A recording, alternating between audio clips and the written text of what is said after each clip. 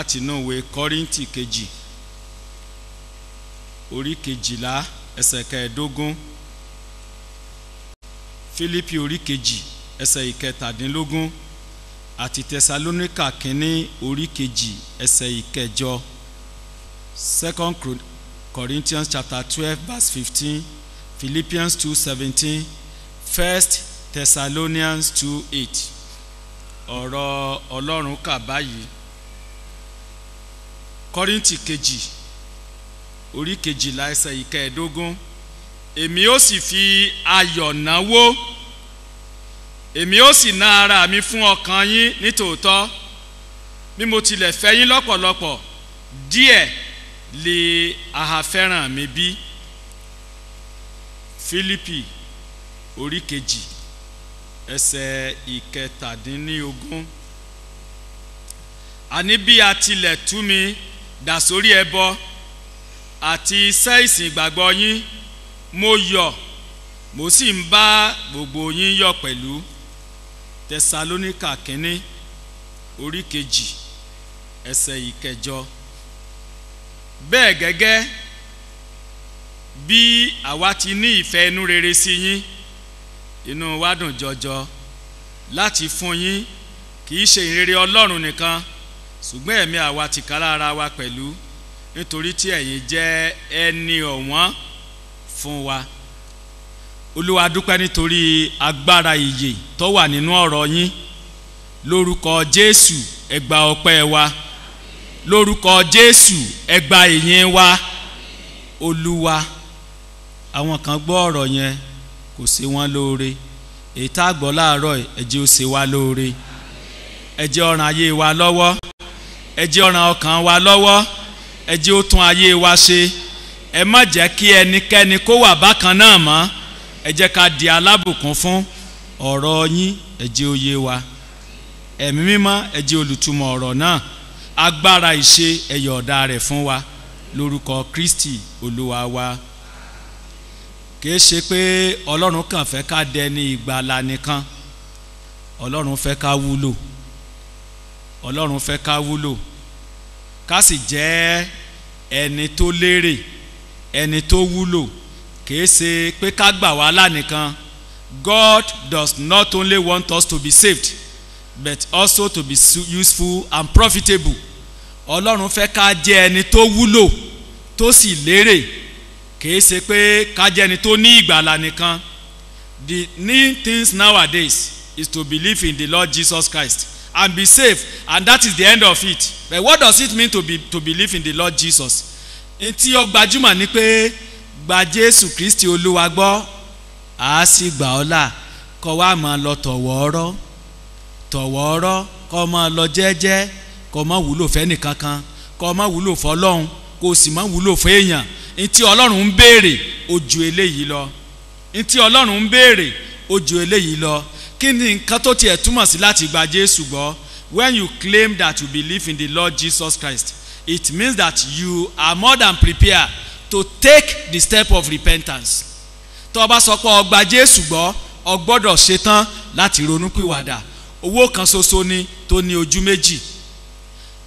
Owó kan ṣoṣo ni tó ní ojú méjì. Ìgbàgbọ́ nínú Jésù àti ìrònúpìwàdà ó jẹ́ ẹyọ owó kan ṣoṣo tó ní ojú méjì. Belief in the Lord Jesus and repentance are just two opposite sides of the same coin. They are two opposite sides of the same coin. Tá a bá sọ pé a gbàgbọ́, a gbọ́dọ̀ ṣetán láti gbé ìgbésẹ̀ ronúpìwàdà.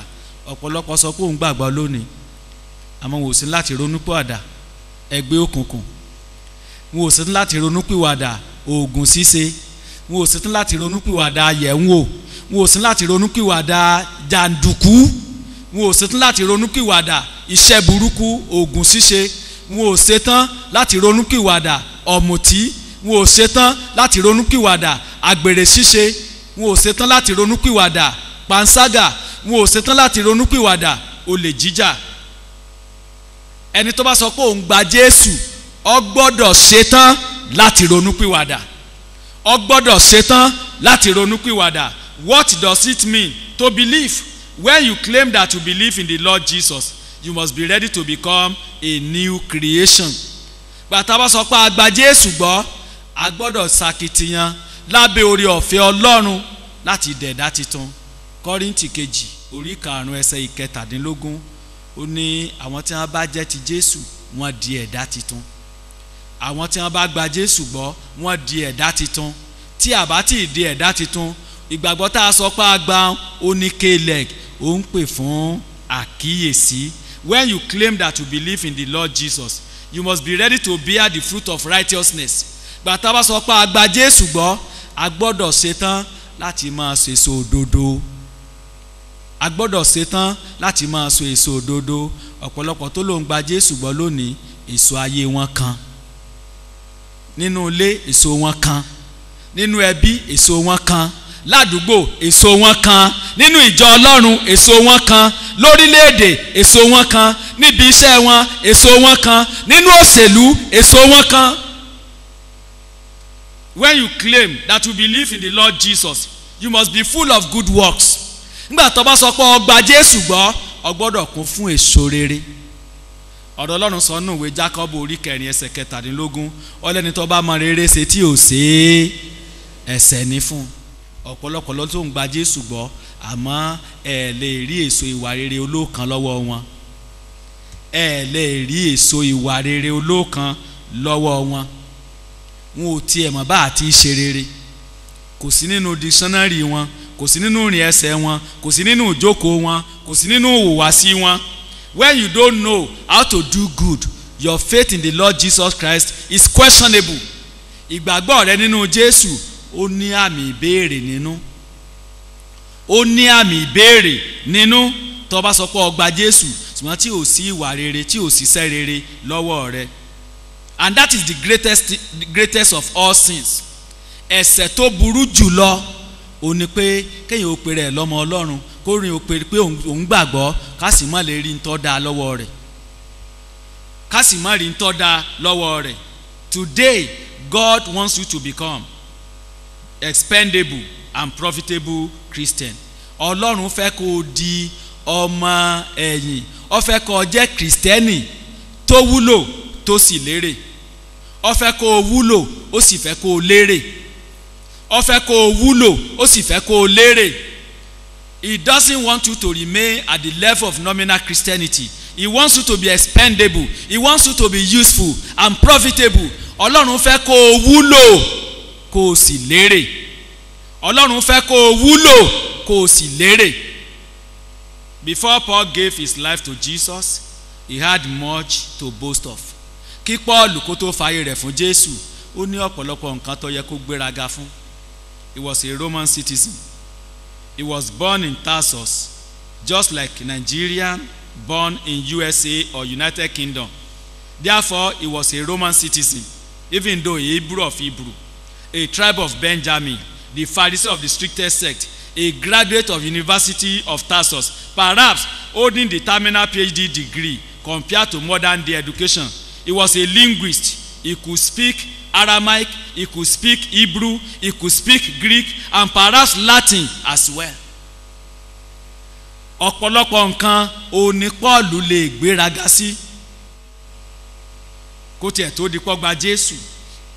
Ó ní àǹfààní láti jẹ́ ọmọ orílẹ̀-èdè Róòmù nítorí pé a bí ní Tásọ̀sì, ọ̀kan nínú ìlú tí Róòmù ń ṣe aṣáájú rẹ̀. Gẹ́gẹ́ bí ìgbà tó yẹ pé a bá bí ọmọ Nàìjíríà tá a bá bí sí Amẹ́ríkà tàbí Britain, ó di ọmọ orílẹ̀-èdè méjì nu, àǹfààní ni. Bó ti lè pe rẹ̀ lọ́mọ Nàìjíríà ó lè pe rẹ̀ ó lè yá sọ pé I am an American, I am a Briton, ọmọ aláwọ̀ funfun ni mí. Bẹ́ẹ̀ náà ni Pọ́ọ̀lù ló ní àǹfààní yìí. Hébérù nínú Hébérù ni, ìran Benjamin ni. A sì rántí pé ìran Benjamin ńlọjọba àkọ́kọ́ ní Israeli. Fárísì nínú àwọn Fárísì ni, ẹni tó jẹ́ ọ̀mọ̀wé ńlá ni, tó lọ sí ọ̀kan nínú ilé ẹ̀kọ́ tó ga jùlọ ti ìlú Tarsus. Ẹni tá a lè sọ pé ó mú oyè ìjìnlẹ̀ tó ga jùlọ tá a bá sọ pé ká fi ṣe àkàwé ètò ẹ̀kọ́ ti ayé òde òní. Ó tún jẹ́ ẹni tó jẹ́ onímọ̀ ìjìnlẹ̀ nínú èdè. Ó lè sọ èdè Aramaiki, ó lè sọ èdè Hébérù, ó lè sọ èdè Gíríkì, kò ní ṣàì lè sọ èdè Róòmù pẹ̀lú tá à ń pè ní Latin. With all the above qualification, Paul refused to boast. Pẹ̀lú gbogbo àǹfààní yìí, Paul ò gbéraga. What did he do? He gave himself totally to Christ. If you become expendable and profitable Christian, you must be ready to settle the issue of identity with Christ. Tí àbájọ ọmọ ẹ̀yìn Kristẹni tó wúlò tó sì lérè, ẹni tá a jẹ́ nínú Jésù á mójútó.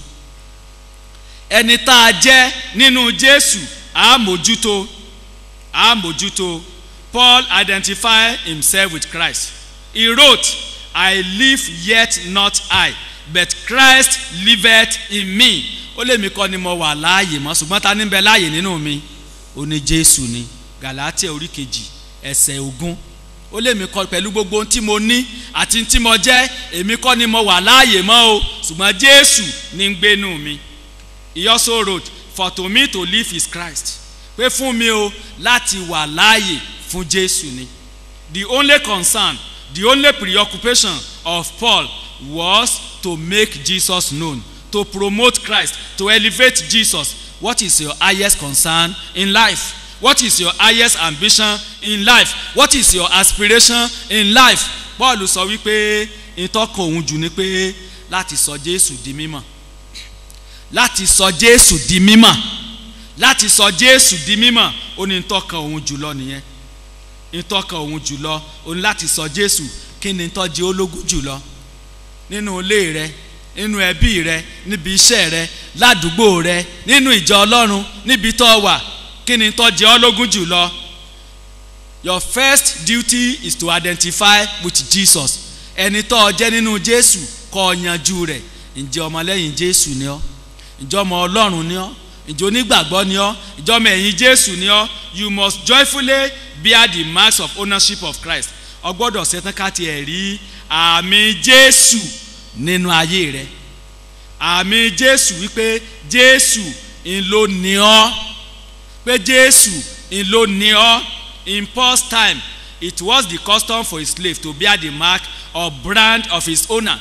Lásìkò Pọ́ọ̀lù, ara ìtọ́wọ́pọ̀ ni pé àwọn tí wọ́n jẹ́ ẹrú, ẹ rí àmì pé ẹrú ẹni tí wọ́n jẹ́, ẹ rí lára wọn.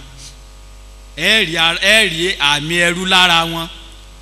Ipe ẹrú Jack ni, ẹrú Mr. Tree ni, ẹrú Mr. Stone ni, ipe ẹrú ẹnìkan ló jẹ́, ẹ rí àmì yẹn lára wọn. Tattoo is a common and popular phenomenon in many parts of the world. A rí pé sọjú sísọ ó jẹ́ àwọn ìtọ́wọ́pọ̀ ní àgbáyé. I'm afraid if I'm not shooting into the air. Ìmọ̀ bọ́yá àwọn ọmọ kéékèèké máa ń tà ń pè ní sọjí. Kí lẹ̀ ń pè? Sọjú.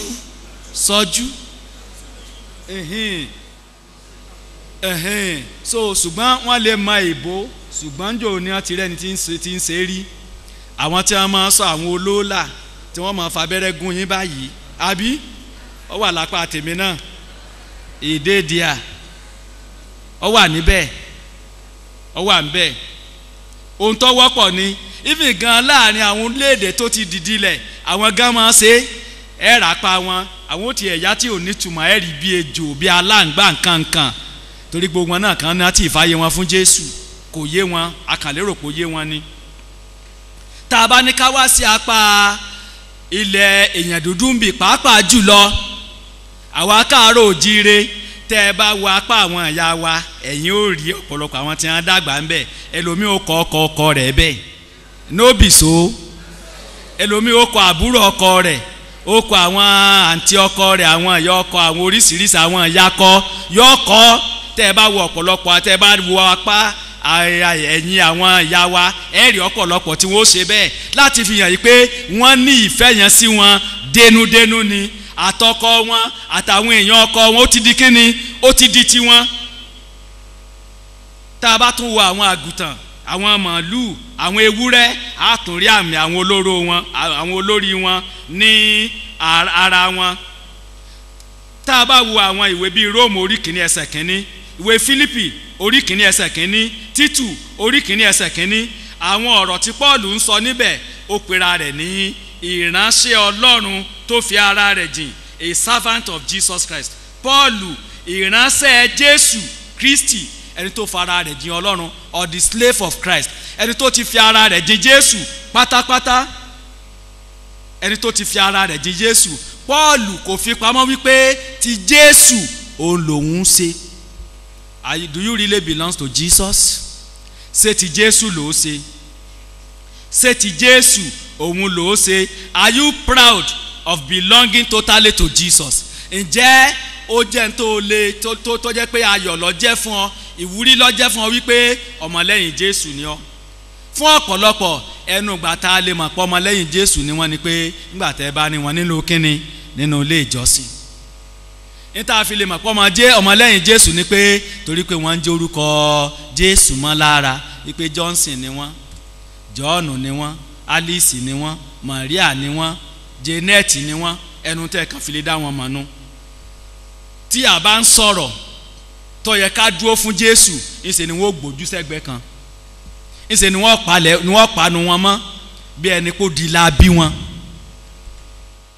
bí ẹni pé wọn ò lè sọ̀rọ̀, because they are not ready to bear the mark of ownership of Jesus in their offices, in their places of work, in their political parties, and where they belong.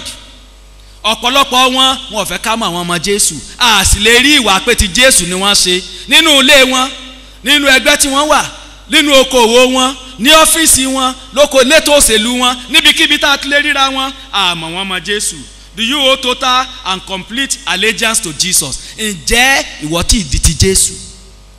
Don't you share yourself with many other things? Ǹjẹ́ ọ̀pọ̀lọpọ̀ nǹkan kó ló ń pín ayé rẹ pẹ̀lú wọn? Ǹjẹ́ o fi ara rẹ jìn Jésù pátápátá? Are you not sharing yourself with the world?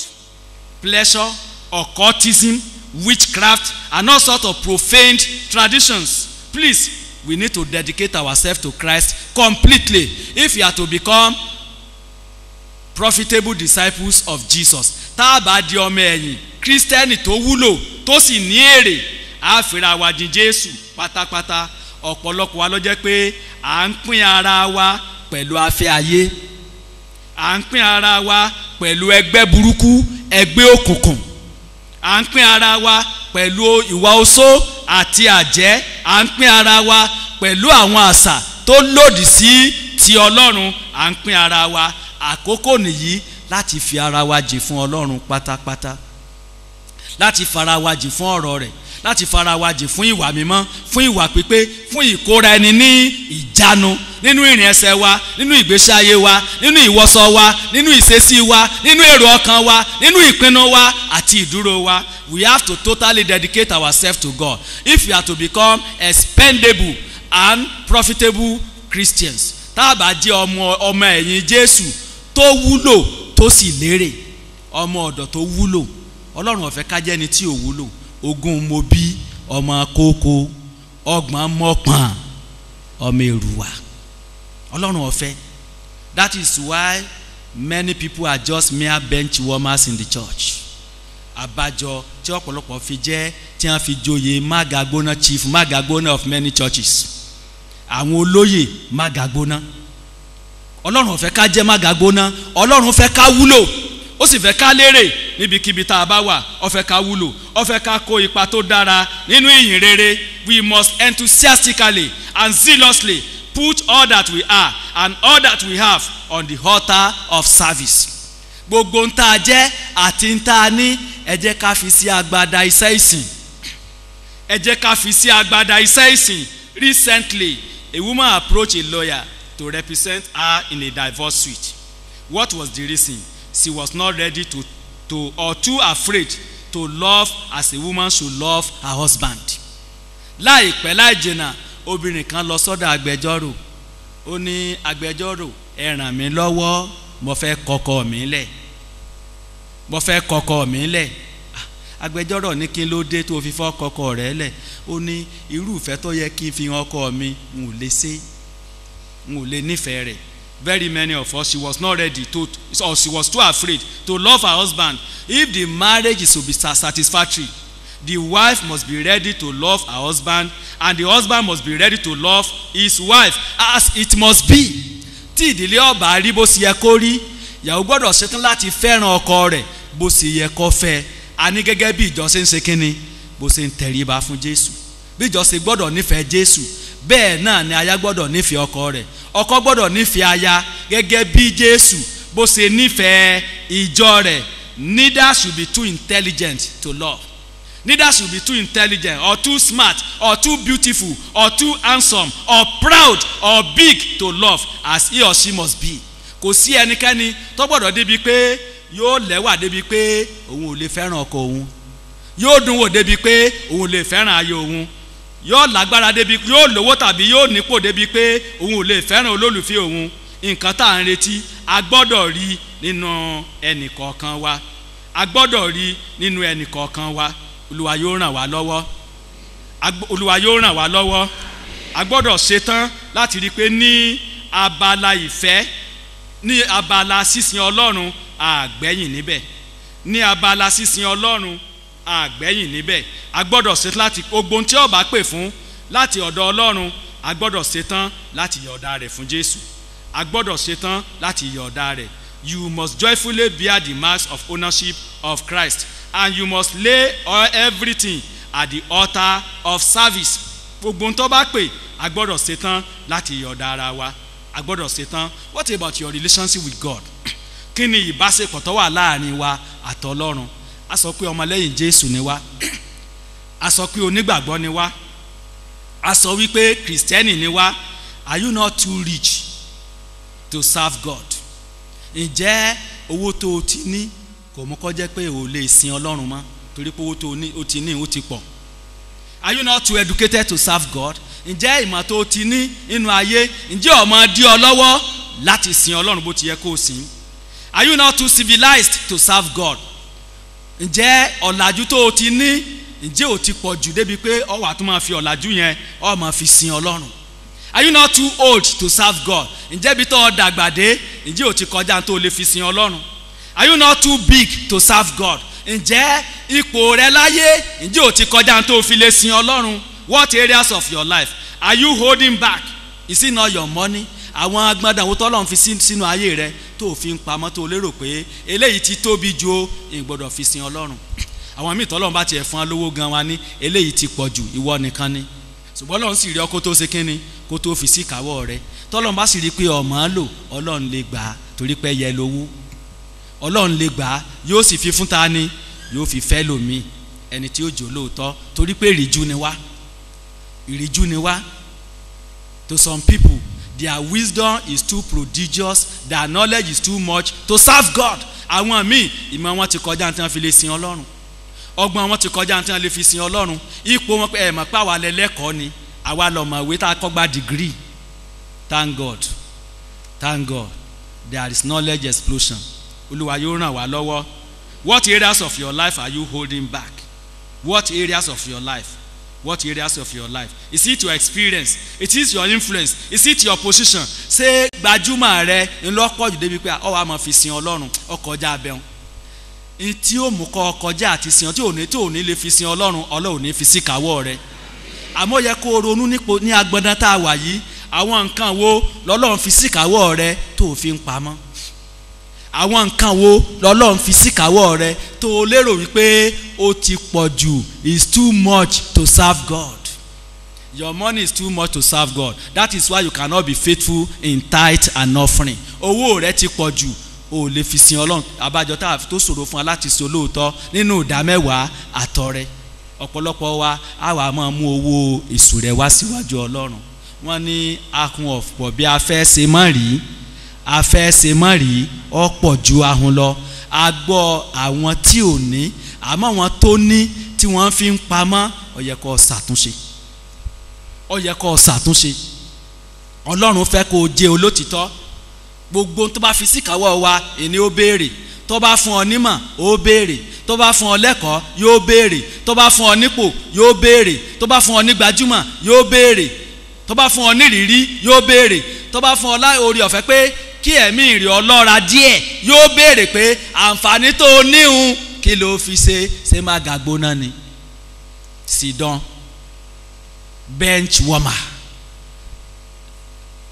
warmer amagagbona yóò béèrè, Ọlọ́run ó béèrè lọ́dọ̀ rẹ, Ọlọ́run ó béèrè.